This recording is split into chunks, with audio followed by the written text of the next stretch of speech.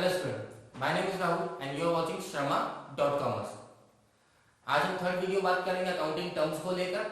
इससे पहले आपको क्या करना है, सब्सक्राइब करना है, लाइक करना है और चैनल्स को क्या करना है, शेयर करना है, जिससे ज्यादा लोगों तक क्या पहुंच सके, ये वीडियोस पहुंच सके और उनको जो है स्टडी वाइज हेल्प हो जाए ना। आज हम बात करेंगे अकाउंटिंग टर्म्स को लेकर और स्टोरी के बारे में बात करेंगे, स्टोरी समझेंगे और उससे हम कहीं ना कहीं अकाउंटिंग टर्म्स को निकालते जाएंगे।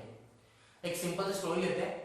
मान लीजिए आपको एक अपनी खुद की शॉप ओपन करनी है और जयपुर के अंदर हम देखते हैं क्या है, या बहुत सारे लोग शौकीन है खाने को लेकर, हमेशा बहुत सारे लोग शौकीन होते हैं। तो आपने बोला यार एक काम करते हैं, हम मिठाई की दुकान खोलते हैं और मिठाई की दुकान खोलेंगे और उसमें अच्छी अच्छी मिठाइयां बनाएंगे, साथ में हम फास्ट फूड का भी ओपन कर देंगे। यहाँ पे लोग बैठ के खाना भी खा सकते हैं क्योंकि लोगों को खाना बहुत पसंद है, बाहर घूमना पसंद है। तो आपने बोला इस तरह से हम कुछ करते हैं और तो आपने मुझसे मिठाई की दुकान चलो, ठीक है।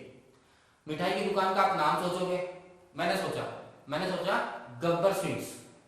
मुझे गब्बर से बहुत प्यार है, उसके नाम से बहुत प्यार है और ये कहीं ना कहीं एक यूजफुल भी है क्योंकि लोग सोचेंगे यार ये नाम बहुत अजीब है, कुछ ना कुछ तो अलग होगा, तो लोग अट्रैक्ट होकर मेरे पास आएंगे, ठीक है। तो आप भी रख सकते हैं नाम, क्लियर। तो आपने गब्बर स्वीट्स की दुकान ओपन कर दी। अब जब दुकान ओपन करी है तो ऑब्वियसली स्वीट्स रिलेटेड आपको क्या क्या चाहिए, हलवाई चाहिए, आप तो बनाओगे नहीं, ठीक है। आपने हलवाई को भी रख लिया। अब हलवाई के लिए आपको सामान जब बनाना है, जो स्वीट्स बनाने उसके लिए सामान चाहिए नहीं चाहिए, गैस चूल्हा चाहिए, सिलेंडर चाहिए, कढ़ाई चाहिए, क्लियर। सामान जब बन जाएगा तो उसे रखो कहाँ, खुले में तो रखोगे, उसके लिए आपको फ्रिज चाहिए, तो आपने फ्रिज में भी रख लिया। आपने साथ में आइसक्रीम का भी लगाया तो आइसक्रीम वाला फ्रिज भी आपने परचेज कर लिया, कोल्ड ड्रिंक वाला तो कोल्ड ड्रिंक वाला फ्रिज भी आपने परचेज कर लिया, फास्ट फूड वाला ओपन किया तो वहां बैठने के लिए जगह चाहिए तो आपने टेबल्स चेयर भी परचेज कर ली, क्लियर। फिर बिजनेस अच्छा चलने लग गया। तो अभी हम स्टोरी को यहां तक रोकते हैं और स्टोरी में समझते हैं कि कहां कहां से अकाउंटिंग टर्म्स निकल के आ रहे हैं। तो सबसे पहले मैंने बोला कि भाई आपको एक स्वीट की शॉप ओपन करनी है और उसका नाम क्या लगा आपने, गब्बर स्वीट्स।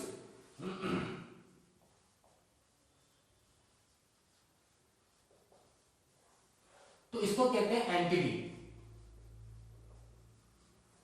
क्या कहते हैं, एंटिटी। जो नाम है उसको बोलेंगे हम एंटिटी, क्लियर, ओके। जो आपने स्वीट्स स्टार्ट करने के लिए, दुकान स्टार्ट करने के लिए, या जो आपने अपना बिजनेस स्टार्ट करने के लिए पैसा लगाया बिजनेस में, उसे बोलेंगे कैपिटल, क्लियर। उसे क्या बोलेंगे, कैपिटल बोलेंगे। मतलब बिजनेस स्टार्ट करने के लिए जो आपकी जेब से पैसा लग रहा है या आपने कहीं से उधार में पैसा लिया है बिजनेस को स्टार्ट करने के लिए, रन करने के लिए, उसे क्या कहते हैं हम, कैपिटल कहते हैं, क्लियर है। आगे बात समझ में, ठीक है। अब आपने फ्रिज वगैरह परचेज कर लिया, ठीक है। आपने चूल्हा परचेज कर लिया, कढ़ाई परचेज कर ली, वो आइसक्रीम रखने वाली फ्रिज भी परचेज कर ली, कोल्ड ड्रिंक रखने वाली फ्रिज भी परचेज कर ली। ये सब क्या है, बहुत लंबे टाइम तक रहेगा आपके पास। ऐसे थोड़ी है थोड़े टाइम में बेच दो इन चीजों को, नहीं बेचोगे ना। अनटिल दुकान चलेगा नहीं तो बात है। अपन ये नहीं सोच रहे, अपन सोच रहे हैं बढ़िया चल रही है दुकान, बहुत अच्छी चल रही है, सेकंड पार्ट स्टोरी में बहुत अच्छी कमाई करी आपने, क्लियर।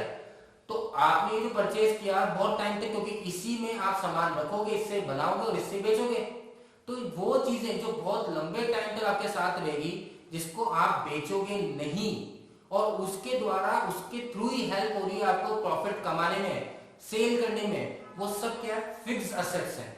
वो सब क्या है, फिक्स्ड असेट्स,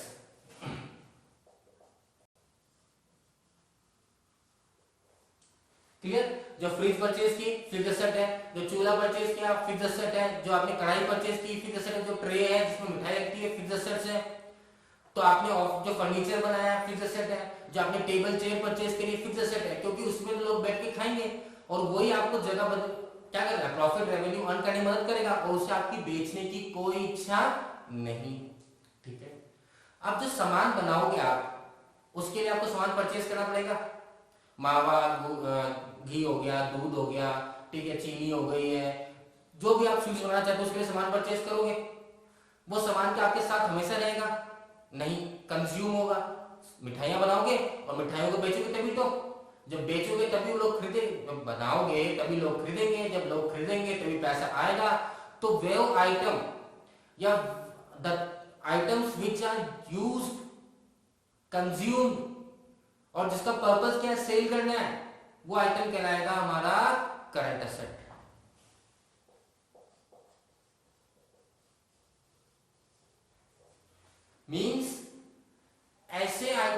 किसमें इंक्लूड करेंगे करंट एसेट में, जिसका पर्पस रीसेल है, जो साल भर के अंदर कैश में कन्वर्ट हो जाएगा।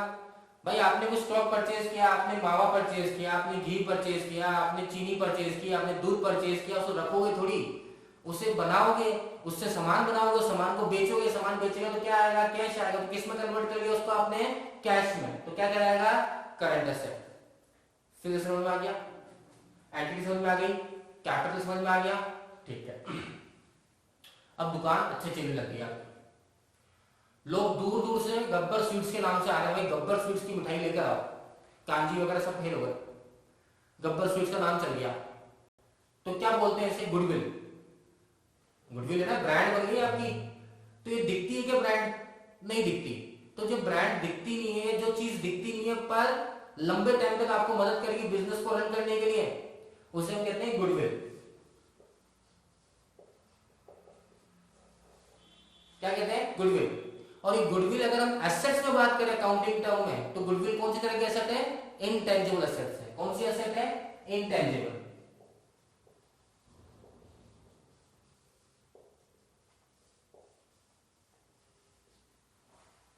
इनटेंजिबल फिक्स्ड एसेट्स है, जो फ्रिज परचेज की, जो चूल्हा परचेज किया, कढ़ाई परचेज की, जो फर्नीचर वो दिखता है, हाथ लगा सकते हैं, छू सकते हैं लंबे टाइम के लिए, वो कौन सा है, टेंजिबल।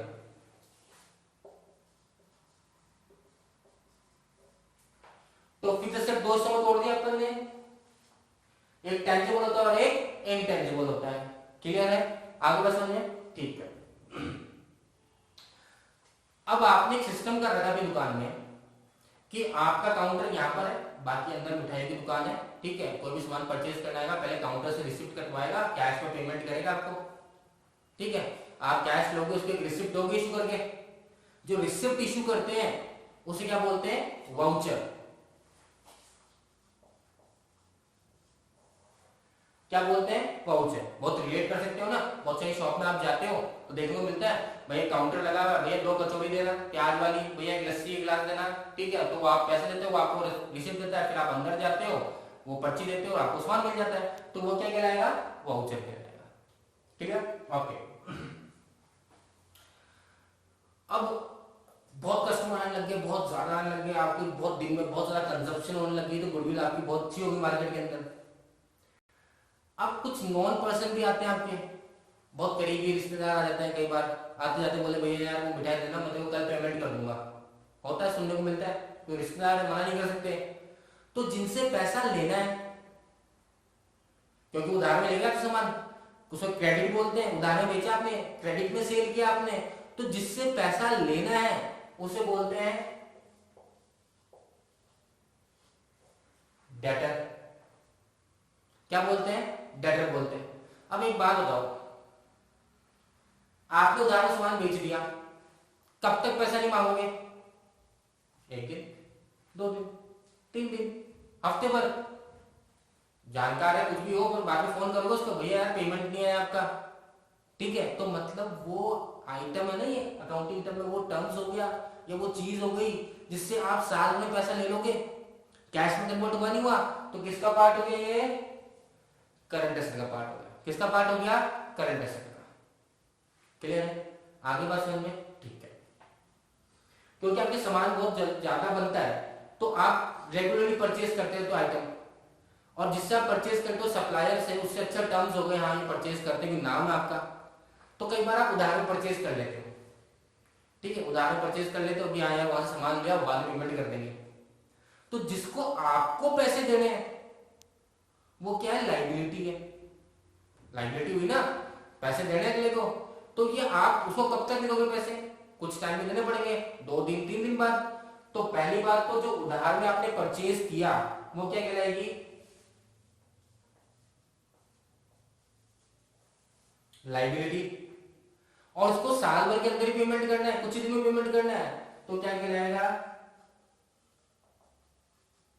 क्रेडिटर। क्रेडिटर किसके अंदर आएगा, करंट लायबिलिटी के अंदर। जैसे असेट को लेके बात की, फिक्स असेट और करंट असेट होता है, वैसे लायबिलिटी भी क्या होती है, करंट लायबिलिटी और लॉन्ग टर्म लायबिलिटी।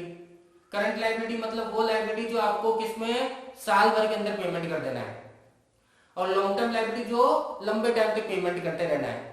जैसे कि मान लीजिए आपने जो बिजनेस स्टार्ट किया था उसमें जो आपने कैपिटल लगाई थी वो कैपिटल कुछ तो आपने भी जेब से लगा दी और कुछ पैसा आपने बैंक से लोन ले लिया जिसकी हर महीने इंस्टॉलमेंट जाती है।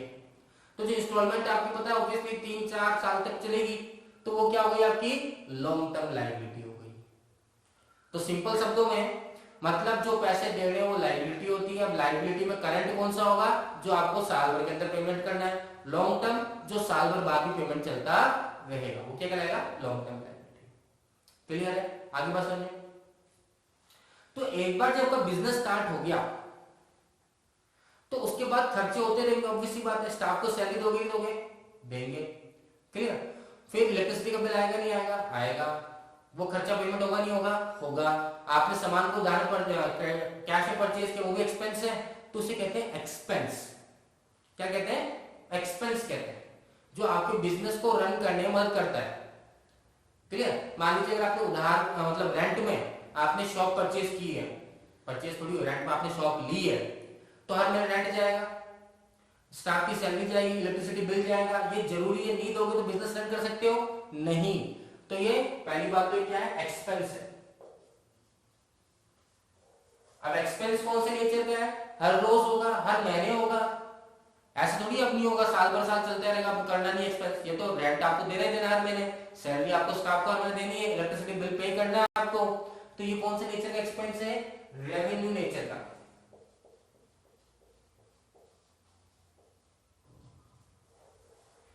कौन से नेचर का है, रेवेन्यू नेचर का। मींस ये वो एक्सपेंस होते हैं, अगर ऐसा आप पे नहीं करोगे तो आपका बिजनेस चल नहीं सकता। ये जरूरी है, डे टू डे एक्सपेंसेस हैं। क्लियर। मतलब अगर आपको रोज ही सामान परचेज करना है, भाई ऑब्वियसली बात है ना, चीनी जो हुआ, मावा हुआ, दूध हुआ, इतनी चीजें पता है मुझे, और चीजें ज्यादा पता नहीं अंदर क्या क्या इस्तेमाल हो रहा है, काजू बर्फी मांगू जो भी हो रहा है, ठीक है। तो वो चीजें आपको रोज परचेज करनी पड़ेगी, तब तो मिठाइयां बनेगी। क्लियर। जो सिलेंडर है, सिलेंडर से बनाओगे, गैस चाहिए आपको, तो वो सब क्या है, रेवेन्यू नेचर का एक्सपेंस है। क्लियर। और जो लंबे टाइम का एक्सपेंस होता है, एक बार कर दिया, करने की जरूरत नहीं है, तो उसे बोलते हैं कैपिटल नेचर का एक्सपेंडिचर। मींस ऐसा एक्सपेंडिचर जो एक बार होगा, बार बार करने की रिक्वायरमेंट की हो, उससे आप कमाते जाओगे। तो फिक्स एसेट तो है ही वो, पर जो एक्सपेंस तो हुआ ही है ना आपका, तो क्या कहलाएगा, कैपिटल नेचर का एक्सपेंडिचर कहलाएगा। तो रेवेन्यू नेचर क्लियर हो गया, कैपिटल नेचर क्लियर हो गया, ठीक है। नाउ जब आप मिठाई बेचते हो, है ना, मिठाई बेचने से क्या आएगा, पैसा आएगा। वो पैसा प्रॉफिट है क्या, कैसे सकता है प्रॉफिट, अभी तो सामान बेचने का पैसा आया है, उसमें से खर्चा भी काटोगे। तो जो पैसा मिलता है सामान बेचने पे, उसे बोलते हैं रेवेन्यू। ठीक है। जब हम सेल करते हैं, सेल करने के दौरान जो पैसा आता है उसे बोलते हैं रेवेन्यू। और रेवेन्यू में से जब हम क्या करते हैं, एक्सपेंसेस जो हुए हैं, ठीक है, एक्सपेंसेस कौन से, रेवेन्यू नेचर के एक्सपेंसेस क्या करते हैं, हम राइट ऑफ करते हैं। ठीक है, एक्सपेंस को लेस कर देंगे तो क्या बनकर आएगा, प्रॉफिट निकल कर आएगा। क्या निकल कर आएगा, प्रॉफिट निकल कर आएगा। क्लियर है, आगे बात सुनिए। तो ये स्टोरी समझ में आई।